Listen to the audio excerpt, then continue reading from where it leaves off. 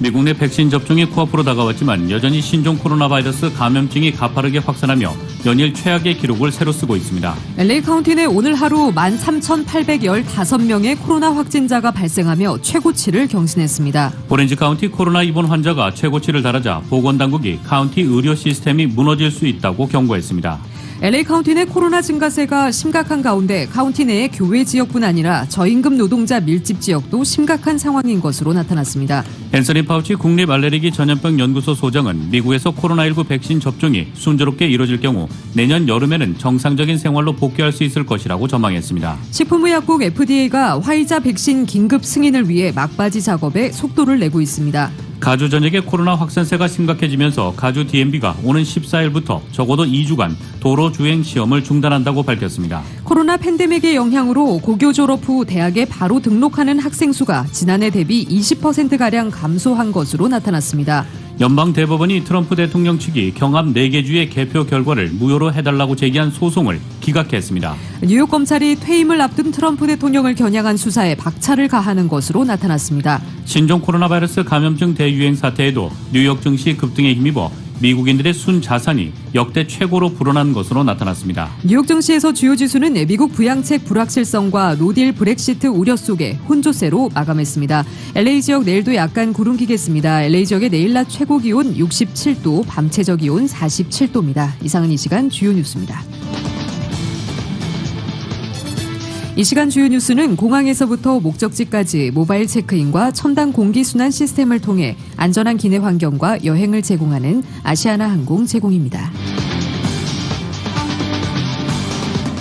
애청자 여러분 안녕하십니까? 조희정입니다. 안녕하십니까? 이균호입니다. 2020년 12월 11일 금요일 라디오 서울 이브닝 뉴스 1부입니다.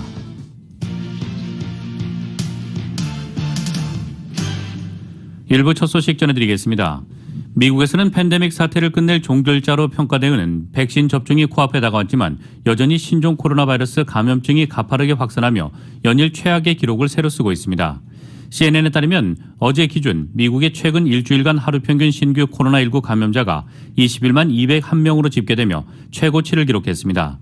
존스홉킨스 대학에 따르면 미국에서는 어제도 22만 4,452명의 신규 감염자가 나오며 지난 4일에 22만 7,828명에 이어 두 번째로 환자가 많은 날로 기록됐습니다. 코로나19로 인한 사망자도 역대 가장 높은 수준입니다.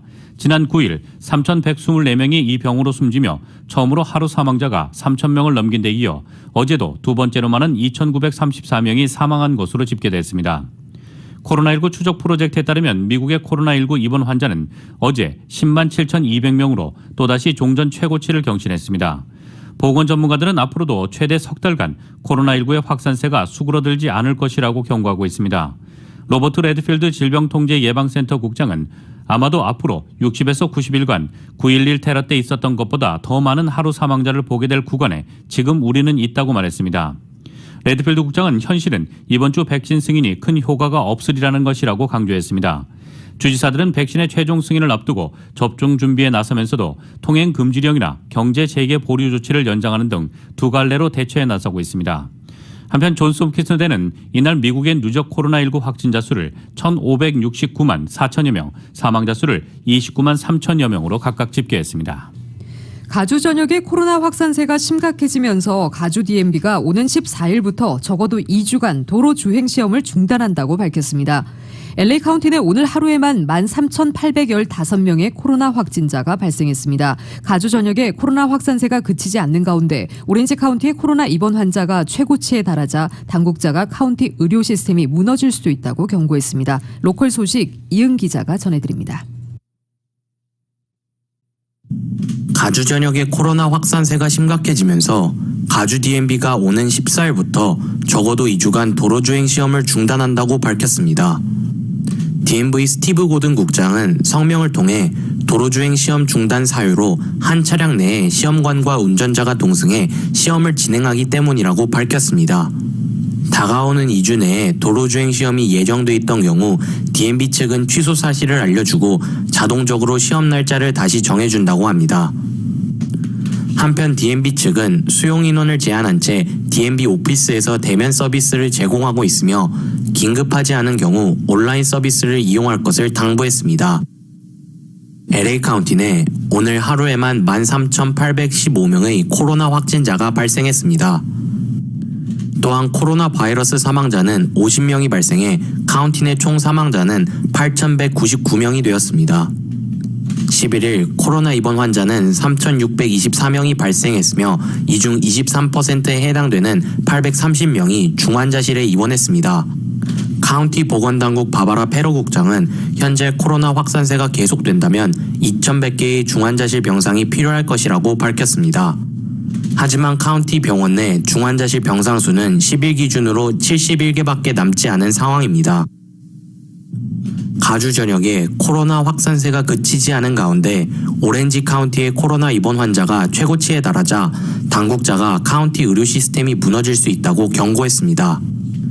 지난 9일 카운티 보건당국 내 응급의료 서비스 칼 셜츠 국장은 서면을 통해 넘쳐나는 코로나 입원 환자로 인해 카운티 의료 시스템이 위기에 처했다고 밝혔습니다. 셜츠 국장은 또한 현재 증가세에 카운티 당국의 긴급 지시가 내려지지 않는다면 카운티 응급치료 시스템 역시 무너질 수 있다고 전했습니다. 10일 진행된 브리핑에서 오렌지 카운티 보건당국 클레이튼 차오 국장은 셜츠 국장의 발언에 대해 카운티 내 모든 병원이 즉시 현 상황에 대한 계획이 필요하다고 밝혔습니다. 지난 10일 가주 내 코로나 입원 환자는 12,013명이 발생했으며 2,699명이 중환자실에 입원했으며 오렌지 카운티의 경우 9일에만 1,000명의 코로나 입원 환자가 발생했습니다. 11일 오렌지 카운티의 코로나 신규 확진자는 2,655명에 달하며 코로나로 인해 1,222명이 입원했으며 이 중 265명이 중환자실에 입원해 있는 상태입니다. 오렌지 카운티 내 코로나 바이러스로 인해 22명의 사망자가 발생해 총 사망자 수는 1,662명에 달합니다. 라디오 서울 뉴스 이은입니다. 마크 마드스 백악관 비서실장이 스티브 한 식품의약품 국장에게 내일 중으로 신종 코로나 바이러스 감염증 백신 긴급 승인을 하지 않으면 사표를 쓰라고 압박했다는 보도가 나왔습니다. 워싱턴 포스트에 따르면 사정에 밝은 인사들을 인용해 매도스 실장이 이날 한 국장과의 전화통화에서 이날까지 긴급 승인을 하지 않으면 사표를 내라고 했다고 보도했습니다. 매도스 실장의 이러한 최후 통첩은 트럼프 대통령의 지시에 따른 것이라고 AP는 전하고 있습니다. 트럼프 대통령도 이날 오전 직접 트윗을 통해 FDA를 느린 거부기에 빗대하며 한 국장을 맹비난하고 신속한 백신 접종을 촉구했습니다. CNN에 따르면 매도스 실장의 직설적인 경고는 트럼프 대통령의 불만에 대한 방증이라고 설명했습니다. 워싱턴 포스트는 FDA가 당초 12일 오전 긴급 승인 여부를 발표할 예정이었으나 오늘로 일정을 당기게 됐다고 전했습니다. FDA 외부 자문위원회는 전날 회의를 통해 제약회사 화이자와 독일 바이오엔테크가 공동 개발한 코로나19 백신에 대한 긴급 승인을 FDA에 권고했으며 FDA는 이날이나 내일 중 긴급 승인 결정을 할 것으로 점쳐왔습니다. 미국에서 코로나19 백신 접종이 순조롭게 이루어질 경우 내년 여름이나 가을 예전의 정상적인 생활로 복귀할 수 있을 것이라는 전망이 나왔습니다. 세계보건기구 WHO는 화이자 등 코로나19 백신에 대한 긴급 사용 승인이 몇 주 내로 결정될 것이라고 밝혔습니다. YTN의 보도입니다. 앤서니 파우치 미 국립알레르기 전염병연구소 소장은 미국이 정상적인 생활로 돌아가려면 내년 여름은 돼야 할 것이라는 전망을 내놨습니다. 그는 현지 시간 11일 CNN 방송에 출연해 미국에서 백신 접종 프로그램이 순조롭게 진행될 경우 빠르면 내년 여름이나 가을쯤에는 예년과 같은 정도의 정상으로 돌아갈 수 있을 것이라고 말했습니다. CNN은 이에 대해 미국인들이 얼마나 빨리 그리고 얼마나 많은 사람들이 백신을 맞을 의향이 있느냐에 달려있다고 보도했습니다. 인구의 약 7, 80%가 백신 접종 등으로 면역력을 갖게 돼야 코로나19의 전파력이 떨어지는 집단 면역이 형성된다는 것입니다. 한편 세계보건기구 WHO는 화이자 등이 개발한 코로나19 백신에 대한 긴급 사용 승인 여부가 몇 주 내로 결정될 것이라고 밝혔습니다. And so we've started with the Pfizer dossier. We expect also to have the Moderna, followed by the AstraZeneca dossiers examined in the next few weeks, and we will be coming out with the decision. WHO는 현재까지 최소 10개 제약사가 긴급 사용 승인에 관심을 표했거나 요청서를 제출했다고 밝혔습니다. 거브레수스 WHO 사무총장은 백신 공동 구매와 배분을 위한 국제 프로젝트인 코백스 퍼실리티에 현재까지 189개국이 참가하고 있으며 약 10억 회분의 백신이 확보됐다고 밝혔습니다. YTN 박상남입니다. 식품의약국 FDA가 화이자 백신 긴급 승인을 위해 막바지 작업에 속도를 내고 있습니다. 항공사와 택배사 등은 저온 유통 시스템 구축에 나섰고 일반인들의 접근성을 높이기 위해 미 전역 5천여 개의 월마트 매장에서 백신 접종 준비를 서두르고 있습니다. KBS의 보도입니다. 미 식품의약국 FDA가 화이자 백신 긴급 승인을 위한 절차에 박차를 가하고 있습니다. 전날 FDA 백신 자문위원회가 화이자 백신 승인을 권고함에 따라 현지 시간 11일 오후쯤 승인이 떨어질 것으로 보입니다.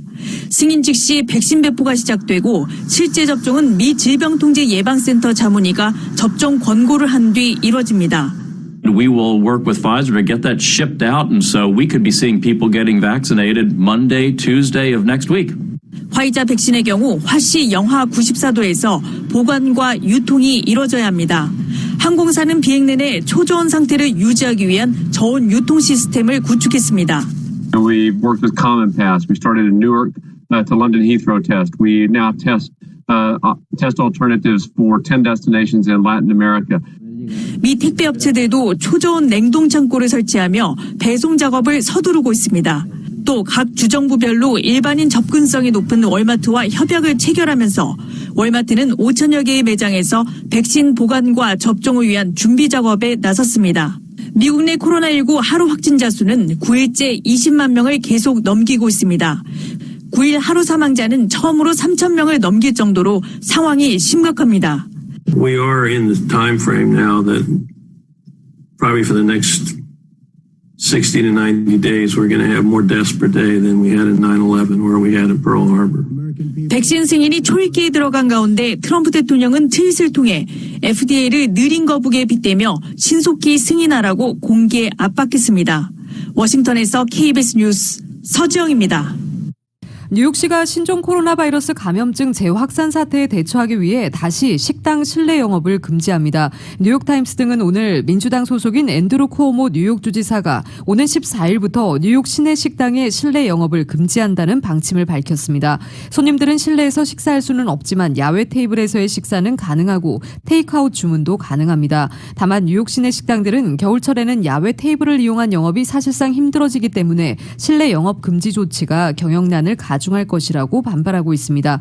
뉴욕 시내 식당들은 코로나19 사태 발발 직후인 3월부터 정상 영업이 중단됐습니다. 코로나 팬데믹의 영향으로 고교 졸업 후 대학에 바로 등록하는 학생 수가 지난해 대비 20%가량 감소된 것으로 나타났습니다. LA타임스는 전국학생연구센터가 발표한 전국적 설문조사 결과를 인용해 코로나 팬데믹의 영향으로 전국적으로 커뮤니티 칼리지에 지원하는 저소득층 학생들이 대폭 줄어들고 4년제 공립대학교가 가장 덜 영향을 받은 것으로 나타났다고 보도했습니다. 코로나 팬데믹이 시작되고 고교생이 졸업 후 2020년도 가을 학기 대학에 진학하는 비율은 21.7%나 떨어졌고 이는 팬데믹 전과 비교해서 8배나 감소한 수치인 것으로 나타났습니다. 자료에 따르면 전체적으로 졸업한 고교생들의 대학 진학률은 지난해 35.5% 대비 27.7%까지 떨어졌다는 것입니다. 특히 이 중에서도 극빈곤층 학생들이 많은 학교에서는 대학 진학률이 32.6%까지 떨어지고 비교적 빈곤하지 않은 수준의 학생들이 다니는 학교의 대학 진학률은 16.4%가량 떨어졌습니다. 또 소수계 학생들이 다수 재학하는 학교 대학 진학률은 26.4% 감소, 소수계 학생이 많이 없는 대학교 대학 진학률은 18% 감소해 소수계 빈곤층이 대학 진학에 가장 큰 어려움을 겪고 있는 것으로 나타났습니다. 하지만 칼스테이트 대학 시스템 내 23개의 캠퍼스 중 남가주 지역 대학교 일부인 플러튼, 놀스리지, 샌디에고 등은 학생 수가 증가하기도 했습니다. 해당 대학 시스템 측에 따르면 현재 기존 학생 수의 편입 학생이 증가해 높은 학생 수가 유지되고 있지만 지난해 대비 처음으로 입학하는 신입생 등록률은 6%나 감소한 것으로 나타났습니다. 연방대법원이 오늘 트럼프 대통령 측이 경합주 4개 주의 개표 결과를 무효로 해달라고 제기한 소송을 기각했습니다. 트럼프 대통령이 수십 건이 넘는 하급심 소송에서 패소한 가운데 소송 전의 마지막 희망으로 여겼던 연방대법원마저 트럼프 대통령의 손을 들어주지 않은 것입니다. 로이터에 따르면 연방대법원은 텍사스주가 지난 8일 펜실베니아, 조지아, 위스콘신, 미시간 등 조 바이든 대통령 당선인이 이긴 4개 주의 대선 결과를 무효로 해달라는 소송을 기각했습니다. 대선 승부를 결정짓는 경합주였던 이곳 4곳의 결과가 무효화되면 이 바이든이 당선 요건인 선거인단 과반을 맞추지 못하는 점을 노린 것입니다. 특히 이 소송은 이후 공화당이 주도하는 17개 주가 추가로 동참했고 트럼프 대통령도 자신이 원고로 참여하게 해달라고 요청할 정도로 총력전을 벌인 것입니다. 100명이 넘는 공화당 연방하원 의원 역시 이에 호응하는 법정 소견서를 법원에 제출했습니다. 로이터에 따르면 바이든 당선인에게 패배한 대선 결과를 되돌리려는 트럼프 대통령에게 참담한 차질이 생긴 것이라고 말하고 있습니다. 도널드 트럼프 대통령이 11월 3일 대선 개표 결과에 대한 소송을 제기한 위스콘신에서 패소했습니다. 재판부는 결정문에서 트럼프 대통령 측이 불법 선거라고 소송을 제기한 카운티에서 부정행위가 발견되지 않았다라며 법원은 유권자의 의지가 그대로 반영될 수 있도록 모든 노력을 기울여야 한다고 설명했습니다. 이에 트럼프 대통령 측은 즉시 상고해 위스콘신 대법원에서 해당 안건을 심리할 수 있도록 하겠다고 발표했습니다. 이와 별개로 트럼프 대통령 측은 위스콘신에서 연방법원의 소송도 함께 제기해 이르면 이날 결과가 나올 것으로 예상됩니다. 트럼프 대통령 측은 오는 14일 선거인단 투표에 앞서 대법 심리가 진행될 수 있도록 하급심의 결정을 최대한 앞당겨 줄 것을 촉구했습니다.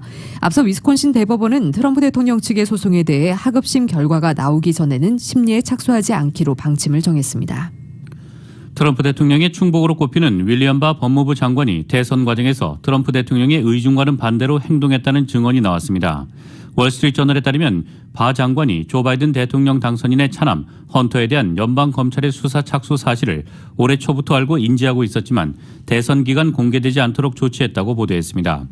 헌터에 대한 검찰 수사는 최근 델라웨어주 연방검찰이 세금 문제에 대한 금융자료 제출을 요구하면서 언론에 공개됐습니다. 그러나 맨해튼 남부지검도 1년 넘게 헌터의 사업과 관련한 범죄 의혹을 수사하고 있는 등 헌터는 지난 2018년부터 연방검찰의 주목을 받은 것으로 전해졌습니다. 월스트리트저널에 따르면 지난해 2월 취임한 바 장관은 올해 초 헌터에 대한 연방검찰의 수사 사실을 알게 됐습니다.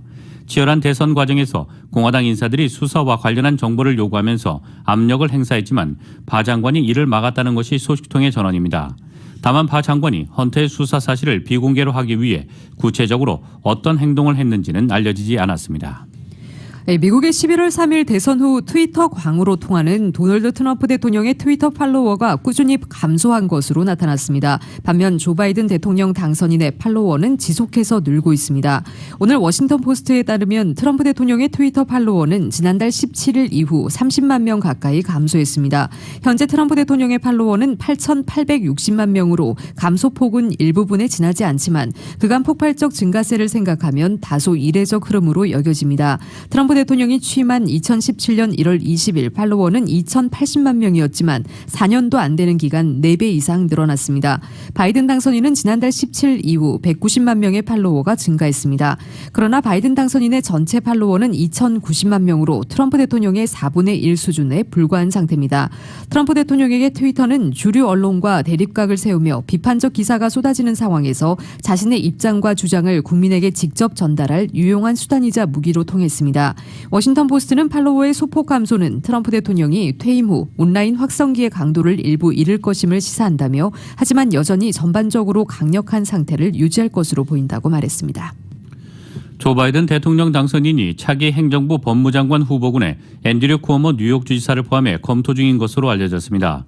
후보군에는 쿠오모 지사 외에도 더그 존스 엘라바마 상원의원, 메릭 갈랜드 연방법원 판사, 셸리 예이츠 전 법무부 부장관 등이 올라있다고 익명의 소식통을 인용해 AP통신이 보도했습니다. 다만 쿠오모 지사의 지명 가능성이 높은지는 불투명한 상황입니다. 이는 쿠오모 지사를 지명할 경우 그동안 트럼프 대통령과 대립했던 만큼 상원에서 공화당의 지지를 받기 어려울 수 있기 때문입니다. 게다가 시민사회단체에서 조각의 인종 다양성을 요구하는 점도 변수입니다.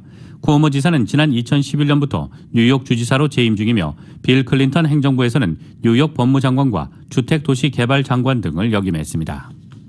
뉴욕 검찰이 퇴임을 앞둔 도널드 트럼프 대통령을 겨냥한 수사에 박차를 가하는 것으로 보입니다. 뉴욕타임스는 오늘 맨해튼 지검이 최근 몇 주 사이에 트럼프 대통령과 거래하는 은행, 보험사 직원들을 조사했습니다. 조사 대상은 트럼프 대통령의 사업에 거액을 빌려준 도이체방크와 보험중개회사 에이온입니다. 도이체방크는 주요 은행 중에서는 유일하게 1990년대 후반부터 트럼프 대통령에게 수억 달러의 거액을 대출해줬습니다. 사이러스 벤스 지검장이 이끄는 맨해튼 지검 수사팀은 도이체방크 직원 2명을 불러 이 은행의 대출 결정 절차에 관해 물어봤습니다. 해당 직원들은 은행의 보증 심사 절차 전문가입니다. 도이체방크 측은 맨해튼 지검이 가까운 시일 내 추가로 직원들을 소환해 더 구체적인 질문을 던질 것으로 예상하는 것으로 전해졌습니다. 에이오는 뉴욕타임스에 맨해튼 지검으로부터 문서 자료를 제출하라는 소환장을 받았다는 점은 인정했지만 직원들의 소환 조사에 대해서는 답변을 거부했습니다. 트럼프 정부가 신종 코로나 바이러스 감염증과 일부 반발에도 불구하고 연이어 사형을 집행할 것으로 보입니다. AP통신에 따르면 트럼프 정부는 어린 딸을 가혹하게 학대하고 살해한 56세 흑인 남성 알프레도 부르주아에 대해 이날 사형을 집행할 예정입니다. 올해 들어서만 10번째 사형 집행이 될 것으로 보입니다. 앞서 강도 및 살인 사건에 가담한 40세 흑인 남성 브랜던 버나드는 전날 인디애나주 테러호트 연방교도소에서 약물 주입 방식으로 형장에 있을로 사라졌습니다. 버나드 사형 집행을 두고 강한 반발이 나오며 논란이 불거졌지만 트럼프 정부는 당초 계획을 강행했습니다. 이날 형장에 오르는 이 부르주아는 루이지애나주의 트럭 운전사였으며 2002년 2살 딸을 심각하게 학대하고 결국 머리를 차창에 내리쳐 사망케 한 혐의로 유죄가 인정돼 2004년 사형 선고를 받았습니다. 이 변호인들은 부르주아가 지적장애인으로 분류될 정도의 지능을 갖고 있기 때문에 연방 사형 집행 대상은 부적격하다고 주장하고 있습니다. 한편 트럼프 대통령은 통상 정권 교체기에는 사형 집행을 미루는 전통을 130여 년 만에 깼습니다. 그는 17년 동안 중단했던 연방 사형 집행을 7월 재개했고 공원대로라면 내년 1월 조 바이든 대통령 당선인 취임 전까지 13명을 대상으로 형을 집행합니다. 올해는 부르주아가 마지막이고 내년에 3명의 형 집행이 더 예정돼 있습니다. 미국 정부의 대북 특별대표를 겸하고 있는 스티븐 비건 국무부 부장관이 3박 4일간의 방한 일정을 마무리했는데요. 미 국무부가 비건 부장관이 방한 기간 동안 한국 정부와 북한의 완전한 비핵화를 위해 계속 조율해 나간다는 약속을 재확인했다고 밝혔습니다. 바이든 행정부의 대북 정책 방향 설정에 어떤 영향을 미칠지 주목됩니다. KBS의 보도입니다. 미 국무부는 비건 부장관이 방한 기간 한국의 고위 당국자들과 만나 북한의 완전한 비핵화 성취를 위해 지속적으로 조율하겠다는 약속을 재확인했다고 밝혔습니다. 비건 부장관의 이번 방안은 트럼프 행정부 임기 내 사실상 마지막 방안으로 내년 바이든 행정부 출범을 40여일 앞둔 시점에 이뤄졌습니다. 그런 만큼 트럼프 행정부가 차기 행정부 인수팀에게 대북 정책을 브리핑하는 자리가 마련되면 비건 부장관의 방안 내용도 전달될 가능성이 높아 보입니다. 바이든 미 대통령 당선자는 선거 유세 기간 한반도 비핵화와 동맹 중시를 강조해왔습니다. 비건 부장관은 방한 기간 연설을 통해 싱가포르 북미 정상회담 합의의 잠재력이 살아있다고 언급했습니다. 그러면서 내년 1월 북한의 8차 당대회까지 북한이 외교를 재개하는 데 노력해달라고 촉구하기도 했습니다. 바이든 행정부 출범에 즈음한 시기 북한의 당대회가 열리는 만큼 북한도 도발을 자제하고 협상을 위한 분위기 조성에 노력할 필요가 있다는 뜻으로 해석됩니다. 미 국무부는 또 비건 부장관의 방한 기간 향후 70년간 맞닥뜨릴 수 있는 도전에 한미 동맹이 어떻게 준비해야 하는지 그 방안도 논의했다고 했습니다. 동맹의 지속과 동시에 새로운 현안들에 대한 공동 대응을 강조한 대목으로 풀이됩니다. 아직 바이든 외교안보팀 내엔 미 국무부 대북통인 비건 장관을 대신해 대북 정책을 재검토하고 협상을 이끌 만한 인물이 부상하지 않고 있다는 분석입니다. 워싱턴에서 KBS 뉴스 금차령입니다. 로컬 소식 한 가지 전해드리겠습니다. 오늘 연방검찰이 부당하게 수령한 EDD로 고급 승용차를 구매한 패사데나 주민을 기소했습니다. 지난 10월 1일 패사데나 경찰당국은 30대 남성의 마제라티 승용 차량에서 실업수당이 지급되는 17개의 데비카드, 20만 달러가량의 현금, 85g의 필로폰, 그리고 시리얼 넘버가 없는 총을 발견해 수사에 나섰습니다. 연방검찰은 적어도 13만 3천 달러의 금액이 14개의 데비카드에 입금되었을 것이며 용의자가 다른 사람의 이름과 신분을 도용해 EDD를 수령했다고 밝혔습니다. 용의자는 신분 도용, 마약 범죄 관련 총기 소지, 탄약 소지 등의 중범죄로 기소됐습니다. 현재는 재판이 진행됨에 따라 연방구치소에 수감돼 있습니다. 미주 한인사회 쇼핑 트렌드에 새로운 변화가 시작됩니다. 미주 한인들을 위한 아마존 스타일의 홈쇼핑이 탄생했습니다. 최신 트렌드에 맞는 발빠른 상품 업데이트로 언제든 최신 상품의 쇼핑이 가능하고 까다롭고 엄격한 제품 선정을 통해 최상의 품질을 보장합니다. 인터넷이 어렵다고요? 친절하고 전문적인 고객 서비스에서 상담부터 결제까지 도와드립니다. 로그인 필요 없이 복잡한 주문 프로세스를 모두 없앴습니다. 이제 한국 제품 미국 내 쇼핑은 한국 홈쇼핑이 최고입니다.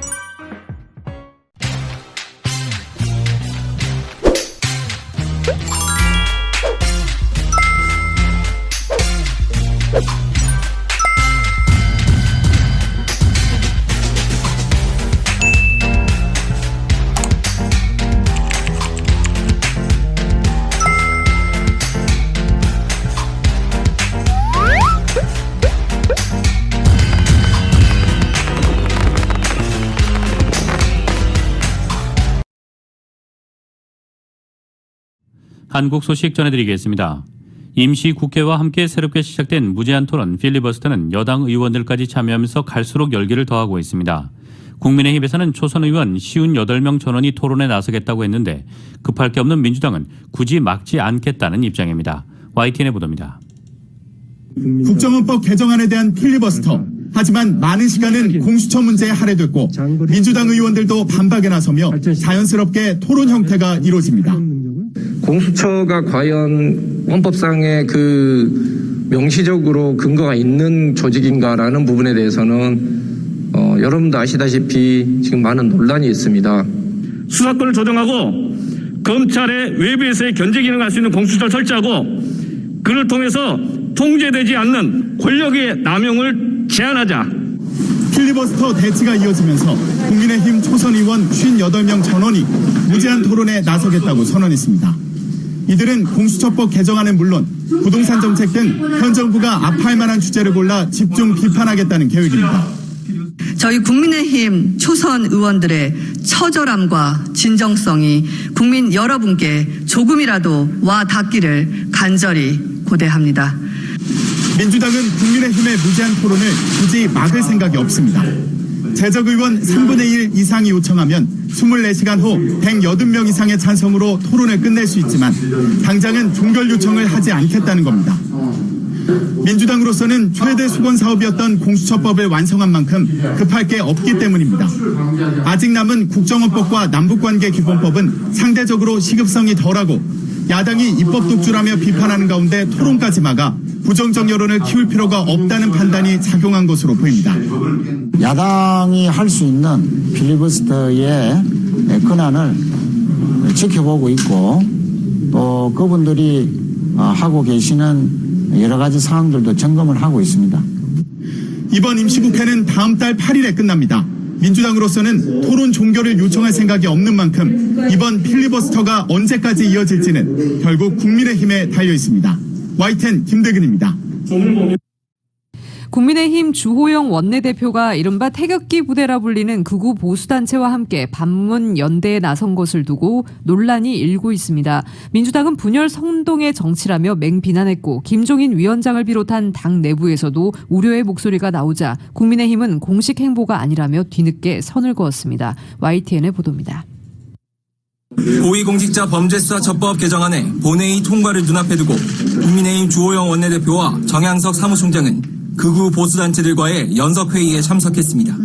현실 인식과 처방에 대해서는 각각 다 생각이 다를 수 있지만은 문재인 정권을 조기에 퇴진하고 폭정을 종식시켜야 한다는 데는 다른 생각을 가지시는 분이 없는 걸로 알고 있습니다. 단서를 달긴 했지만 문재인 정권 퇴진을 위한 비상시국연대를 구성한다며 이른바 태극기 부대와도 함께한 겁니다. 국회로 불러달라는 화답까지 이어졌습니다. 태극기를 왜 드는지, 우리가 왜 싸우는지, 왜 광화문에 모일 수밖에 없느냐, 그럼 국회에 좀 부르면 되지 않느냐. 중도층 껴안기에 주력해온 김종인 비상대책위원장은 거리를 두었지만 근데 당은 당이 할 일이 따로 있고 외곽에 있는 시민단체는 시민단체 나름대로 할 일이 따로 있기 때문에 그걸 우리가 혼돈해가지고서 할 수는 없어요. 궁지에 몰린 국민의힘이 극우 세력과 손잡으려 하는 움직임으로 해석됐습니다. 민주당은 총선 불복이자 무책임한 분열 선동 정치라며 공세에 나섰습니다. 극우 세력과 연대해 국민 분열과 정치 양극화를 부추기는 국민의힘의 행보에 대해 입장이 무엇인지 분명히 밝혀줄 것을 촉구합니다. 국민의힘 내부에서도 우려의 목소리가 쏟아졌습니다. 당 비상대책위원들은 YTN과의 통화에서 지도부와 논의한 적이 없다며 태극기 세력과의 연대는 말도 안 되는 일이라고 했고, 하태경 의원과 일부 초선 의원들은 과거와의 연대로 회귀해선 안 된다고 지적했습니다. 우려가 커지자 대변인이 나서 당의 공식 행보가 아니라고 뒤늦게 선을 그었습니다. 당장 국민의힘이 극우 세력의 활동에 적극적으로 나서진 않을 것으로 보입니다. 하지만 원내 투쟁만으론 힘든 상황에서 외부의 목소리를 외면할 수 없다는 주장도 존재하는 만큼 논란은 언제든 다시 불거질 수 있습니다. YTN 부정원입니다. 미국이 서울 용산기지 일부를 비롯해 주한미군이 사용하던 기지 12곳을 반환했습니다. 일부 구역이긴 하지만 용산 미군기지가 반환된 것은 2004년 기지 이전 합의 이후 처음입니다. YTN의 보도입니다. 이번에 반환되는 미군기지는 모두 12곳입니다. 용산 미군기지 2개 구역 등 서울 6곳과 대구 1곳, 성남 골프장 등 경기도 3곳, 해병 포항 파견대와 태백시 필승사격장 일부입니다. 반환되는 곳의 총 면적은 약 146만 5천 제곱미터 정도로 여의도 면적의 절반 정도 가량입니다. 특히 2004년 용산기지 이전협정 체결 이후 용산기지 일부가 반환된 것은 이번이 처음입니다. 반환된 기지는 스포츠 시설 부지로 16년 만에 첫 반환이 시작됐다는 점에서 의미가 크지만 전체 기지를 반환받는 데는 앞으로 시간이 더 걸릴 것으로 보입니다. 정부는 반환받은 미군 기지들을 깨끗하고 철저하게 정화하여 국민들이 안심하고 사용하실 수 있도록 하는 한편 국민의 높은 관심을 염두에 두고 미측과 후속 협의에도 최선을 다하겠습니다. 반환 대상 미군 기지는 모두 80곳인데 이번 기지 반환으로 이제 12곳만 남았습니다. 반환 과정에 논란이 됐던 환경오염 정화 비용은 우리 정부가 우선 부담하고 비용 분담은 계속 협의하기로 했습니다. 미국과의 논의 과정이 쉽지 않았음을 엿볼 수 있는 대목입니다. 정부는 남은 미군 기지도 환경협의 진행 상황과 지방자치단체의 개발 계획 등을 고려해 적절한 시점에 반환될 수 있도록 노력하겠다고 밝혔습니다. YTN 김문경입니다. 김기덕 영화감독이 라트비아에서 코로나19 감염으로 숨진 것으로 확인됐습니다. 김기덕 영화감독은 지난달 중순 라트비아에 입국했던 것으로 알려졌습니다. YTN의 보도입니다. 러시아 타스 통신은 김기덕 영화감독이 현지 시간으로 11일 새벽 라트비아 병원에서 코로나19가 악화돼 숨졌다고 현지 언론을 인용해 보도했습니다. 김 감독은 지난달 20일 라트비아에 도착했으나 이달 5일부터 연락이 닿지 않은 것으로 전해졌습니다.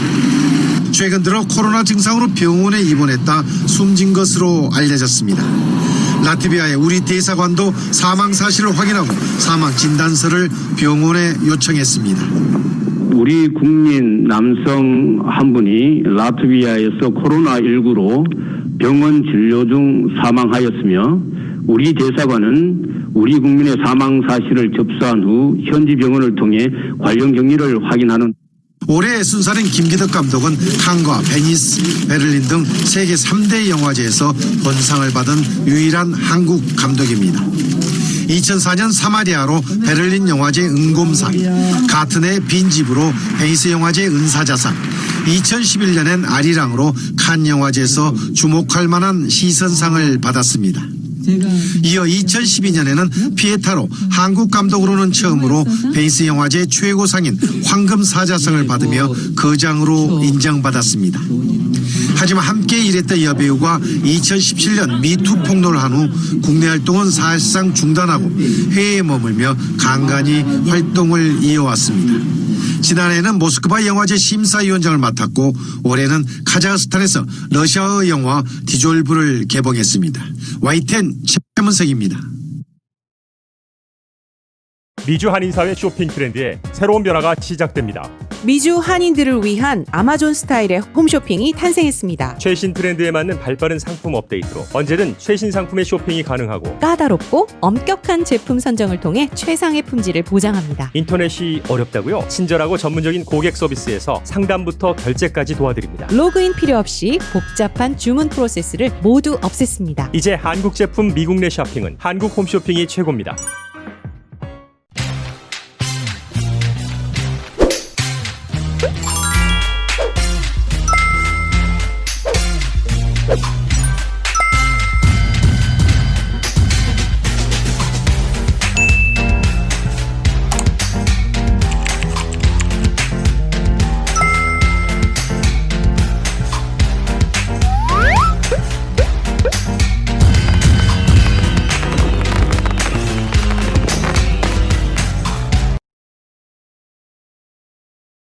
뉴욕 증시에서 주요 지수는 미국 부양책 불확실성과 노딜 브렉시트 우려 속에 혼조세로 마감했습니다. 오늘 뉴욕 증권거래소에서 다우지수는 전장보다 47.11포인트 0.16% 상승한 3046.37에 거래를 마쳤습니다. S&P 500지수는 전장보다 4.64포인트 0.13%가 내린 3663.46에 기술주 중심의 나스닥 지수는 27.94포인트 0.23% 하락한 12,377.87의 장을 마감했습니다. 다우지수는 이번 주 0.6%가량 내렸습니다. S&P 500지수는 약 1%, 나스닥은 0.7%가량 하락했습니다.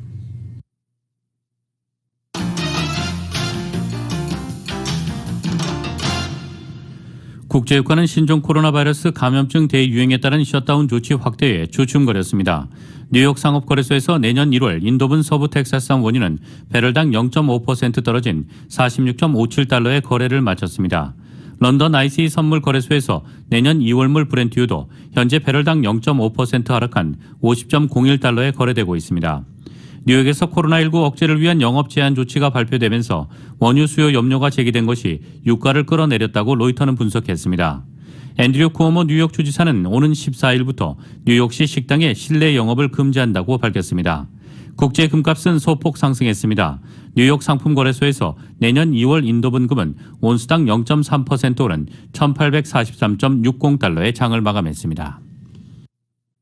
신종 코로나 바이러스 감염증 대유행 사태에도 뉴욕 증시 급등에 힘입어 미국인들의 순자산이 역대 최고로 불어난 것으로 나타났습니다. CNBC 방송은 오늘 미 연방준비제도 통계를 인용해 올해 3분기 미국의 총 가계 순자산이 123조 5천억 달러로 집계됐다고 보도했습니다. 지난 2분기보다 3.2% 늘어난 것으로 전년 동기와 비교해 증가폭이 7.6%나 됩니다. 코로나19 사태에도 오히려 다우지수가 사상 첫 3만 고지에 오르는 등 증시가 세를 보인 것이 미 가계 순자산 증가의 원인으로 꼽힙니다.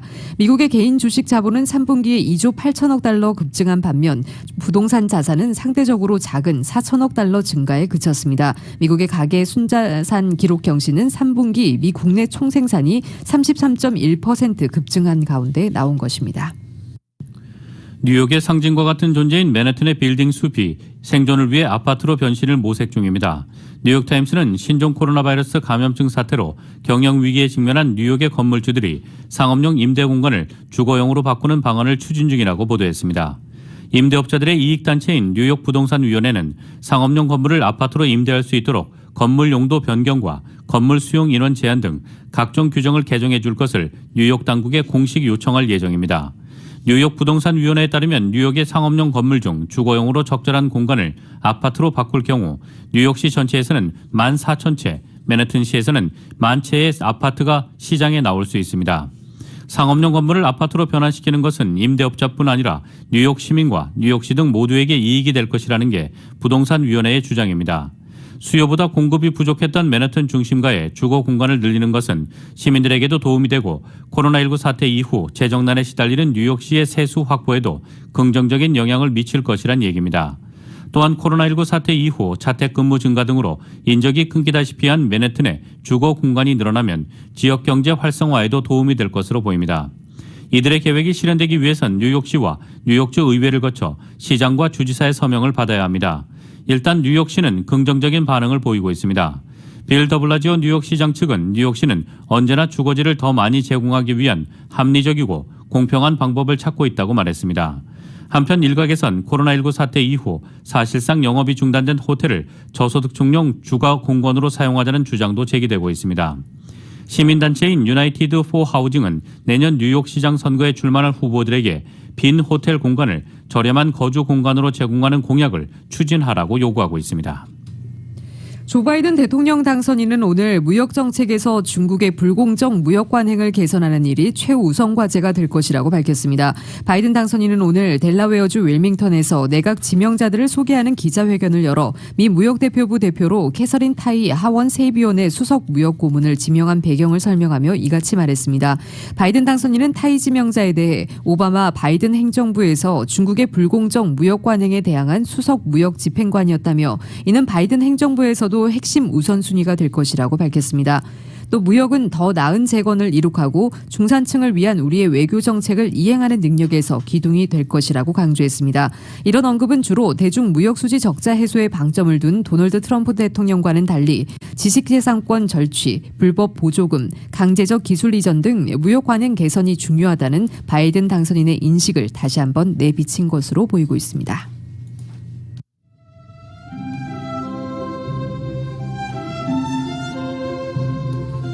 12월 11일 금요일 오늘 밤과 내일 날씨입니다. 토요일인 내일도 약간 흐리고 쌀쌀하겠습니다. 낮 기온은 다시 6, 7도가량 높아져 예년 기온을 회복하겠고 일요일은 LA 지역 낮 기온 70도 초반대로 전날보다 3, 4도가량 조금 더 오르겠습니다. 이런 날씨는 다음 주 내내 계속될 것으로 기상청은 전망하고 있습니다.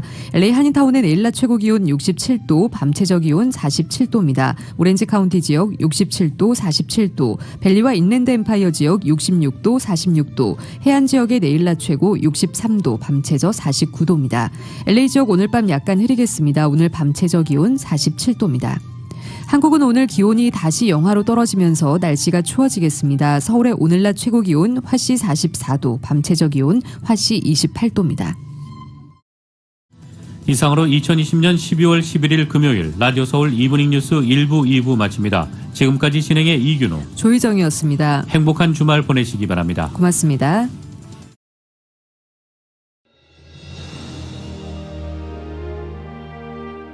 한인 커뮤니티의 소중한 친구이자 생활의 동반자 라디오 서울이 개국 28주년을 맞았습니다. 1903년 한인들이 하와이에 첫 발을 내디딘 이래로 미주 한인 커뮤니티는 지금껏 쉼없이 성장해 왔습니다. 부딪히고 좌절하고 힘겨울 때 우리에게 가장 큰 힘이 되어준 것은 서로를 향한 격려와 응원이었습니다. 한인 커뮤니티와 더불어 성장한 라디오 서울. 라디오 서울의 28년은 우리의 이민 역사와 맥을 같이 합니다. 세상의 모든 이야기를 담으려는 라디오 서울 방송은 우리가 함께 만드는 우리의 이야기입니다. 사람과 사람을 이어주는 라디오 서울 1650. 청취자와의 소통만으로 기뻤던 1992년. 그리고 28년이 지난 지금 라디오 서울은 멀티미디어 그룹으로 거듭났습니다.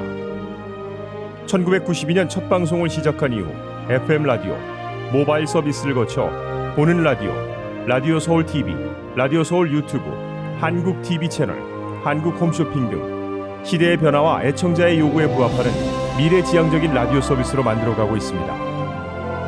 특히 코로나19 바이러스가 가져온 세계적인 팬데믹은 우리의 삶의 방식을 바꿨으며 다가올 미래에는 더욱 진화된 방송이 요구될 것입니다. 이에 라디오 서울 방송은 다가올 새로운 시대를 대비하여 N스크린 멀티 디바이스 방송으로 다시 태어났습니다. 때와 장소를 불문하고 어떠한 기기로도 듣고 볼 수 있는 방송이 라디오 서울이 추구하는 N스크린 멀티 디바이스 방송입니다. 24시간 늘 깨어있는 방송, 눈과 귀가 함께하는 방송, AM 1650, FM 106.3 라디오 서울 방송. 미국 내 다양한 이슈를 생생하게 전달하는 강혜신의 오늘의 미국. 기분 좋은 아침, 반짝이는 하루를 선사하는 이영돈 선우의 좋은 아침, 좋은 하루. 나른한 오후 활력을 전하는 싱글벙글쇼와 라디오 콘서트. 빠르고 정확한 뉴스, 지구촌 소식을 실시간 전하는 모닝뉴스와 이브닝 뉴스. 한국 TV와 유튜브로 이원 방송하는 조희정의 한국 홈쇼핑 리뷰. 라디오 서울은 당신의 또 다른 가족입니다. 사람과 사람을 이어주는 방송, 들으면 행복해지는 라디오 서울. 지금까지의 28년이란 밑거름을 통해 앞으로 희망이 이루어지는 아름다운 세상을 만들어 가겠습니다. 라디오 방송의 한계를 넘어 N스크린 방송으로 더 멀리, 더 높이 세상 보는 눈을 키우는 최고의 방송 라디오 서울.